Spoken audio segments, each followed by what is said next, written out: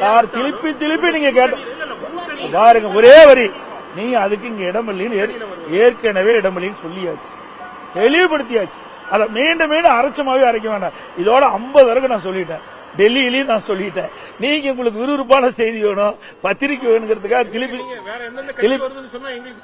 Sir அதை எப்படி வெளிப்படையா சொல்ல முடியாது சார். நாங்க சேர்ந்த உடனே உங்களுக்கு தகவல் கொடுக்க போறோம். அதுல அரசியல் கட்சி என்பது ரகசியமா தான் அரசியல் கட்சிக்கு அதுக்குன்னு ஒரு அந்தஸ்து உண்டு, புரியுதுங்களா? அது பேச்சுவார்த்தை நடந்துட்டு இருக்கு.